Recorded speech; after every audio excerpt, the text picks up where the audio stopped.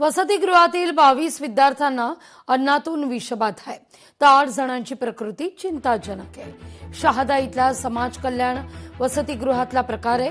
वसतिगृहाच्या व्यवस्थापनावर गंभीर सवाल आहे। सामाजिक न्याय विभाग व विशेष सहाय्य विभाग याच्या नवबौद्ध समाज कल्याण समिती मार्फत त्या ठिकाणी मुलांची वसतिगृह आहे। त्या वसतिगृहामध्ये सायंकाळच्या जेवणामध्ये फूड पॉयझनिंग झालं। त्यातले 4 मुलं सुरुवातीला त्या ठिकाणी सिव्हिल हॉस्पिटलला आणले।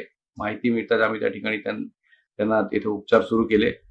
उपचारामध्ये थोडं क्रिटिकल वाटल्याने त्यांना आम्ही खाजगी बीडी हॉस्पिटल येथे दाखल केले। इतर विद्यार्थ्यांना त्या ठिकाणी आम्ही आणून त्या ठिकाणी तपासणी सुरू आहे आणि सर्व मुलं स्टेबल आहे। समाज कल्याणच्या जवळपास 20-25 विद्यार्थ्यांना अन्नातून विषबाधा झालेली आहे। काही विद्यार्थ्यांची परिस्थिती अत्यंत गंभीर असून त्यांना खासगी रुग्णालयात ऍडमिट करण्यात आले आहे। माझं असं मत आहे की शासन हॉस्टेल्सवर, समाज कल्याण हॉस्टेल असो, इतर हॉस्टेल असो, विद्यार्थ्यांवर खर्च करत असते, पण इथे कोणीतरी वार्डन आहे जो कधी इथे उपलब्ध नसतो, हजर नसतो।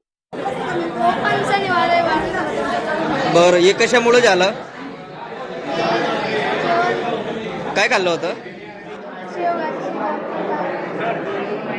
संध्याकाळी हॉस्टेलचे मुलं 25 ते 26 मुलांना आपल्या हॉस्पिटल्समध्ये घेऊन आले। तर त्यांची कंप्लेंट होती की जेवण केल्यानंतर कोणाला उलटी, नौसिया आणि वॉमिटिंग सारखं वाटत होतं। त्याच्यामुळे आपल्या आरएक्सला सर्व मुलांना ऍडमिट करण्यात आलं होतं। त्याच्यात 5 मुलं जे होते त्यांना थोडा जास्त त्रास होता, त्याच्यामुळे त्यांना रेफर केलं। ते 5 मुलं स्टेबल आहे आता। लोकशाही मराठी ऐका, पहा, जागरूक रहा।